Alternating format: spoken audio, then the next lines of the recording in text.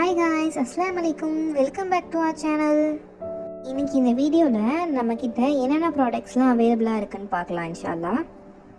First நம்ம hair growth oil பார்க்கலாம். இதை நம்ம ரெகுலராக யூஸ் பண்ணிக்கிட்டு வந்தால் நம்ம ஹேர் நல்லா சாஃப்ட் ஆகும்.